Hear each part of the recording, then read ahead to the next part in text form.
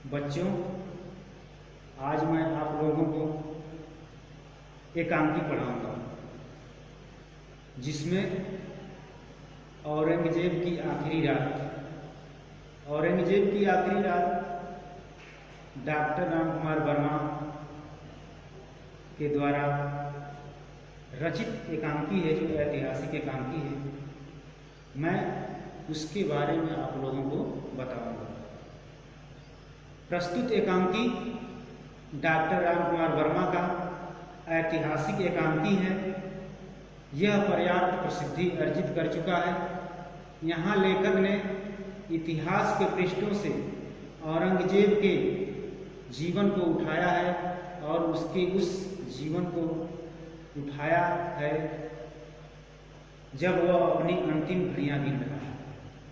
उसके पास उसका अपना कोई नहीं है, मात्र उसकी एक पुत्री है, जीनत उन्निसा।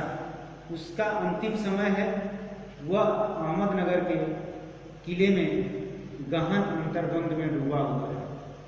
उसके सामने उसका सारा इतिहास एक घटना के साथ आकर खड़ा हो जाता है।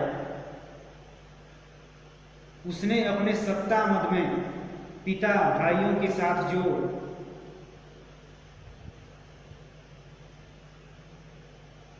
जो भी किया, साथ ही उसने अपने पुत्रों को भी बंदी बनाकर रखा था। वह विलाप करता है, हमारे बेटे मुअज्जम आजम कामबख्श आज इस आखिरी वक्त में हमारे बिस्तर के नज़दीक हमारा एक भी बेटा नहीं है।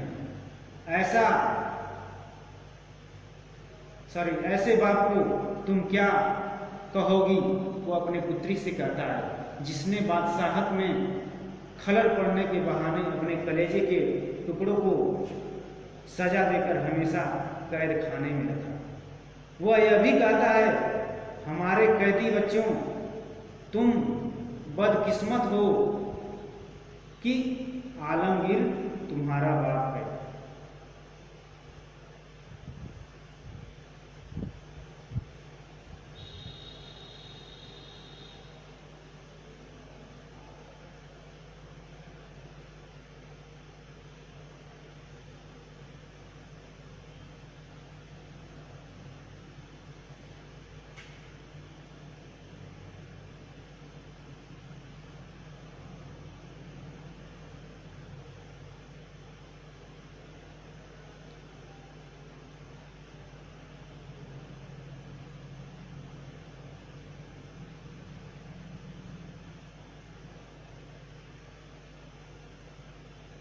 आलमगीर तुम्हारा बाप है। आज उसको अपने पिछले कर्म याद आ रहे हैं, पर अब भी उसमें ठसक बाकी है। वह आज भी मराठों को मिटाना चाहता है। हम पुराने पाक की कसम खाकर कहते हैं कि हम मराठों का नामो निशान मिटाने में अपनी सारी सल्तनत की बाजी लगा देते, लेकिन अब यह हौसला नहीं रह गया। अब भी उसकी हसरत जुल्म ढाने की है। हम एक बार फिर शमशीर लेकर मैदान जंग में जाते हैं। घुटने टेक कर गुनाहों की माफ़ी मांगो, नहीं काफिरों, दोजख का रास्ता खून की नहर है हमारी, शमशीर न करके और दोजख में दाखिल फिर भी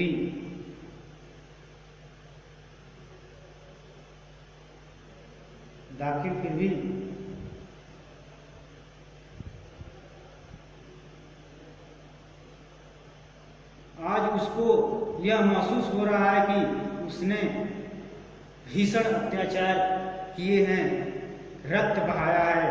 वह अशक्त है, पर अत्याचार करने की लालसा अभी भी उसकी समाप्त नहीं हुई है। पर इतना अवश्य है कि उसको यह महसूस हो रहा है कि उसने जो भी किया वह ज़्यादा अच्छा नहीं था। उसके सारे भाव जीनत के सामने फूटते हैं। उसकी पुत्री जो जीनत है, सारे भाव जो अपनी पुत्री के सामने जो प्रकट करता है, सामने फूटते हैं। और ऐसा भी लगता है कि उसको अपने से थोड़ी घृणा होती जा रही है। वह बेहद शक्की भी है।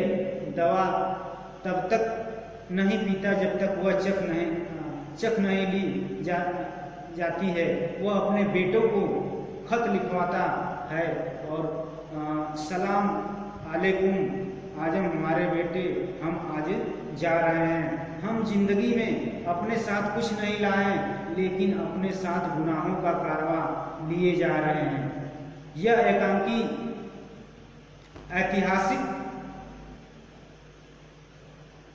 पात्रों के माध्यम से समकालीन समस्याओं से बहुत गहराई से जुड़ता है। सत्ता प्राप्ति हेतु इतनी कठोर निर्दयता, पिता भाई का बेरहमी से उत्पीड़न, बेटों को कैद में रखना क्या उचित और उपयुक्त है? यहाँ यह भी स्पष्ट संकेत है कि अहंकार, अत्याचारी हुकूमत का अंत भी होता है।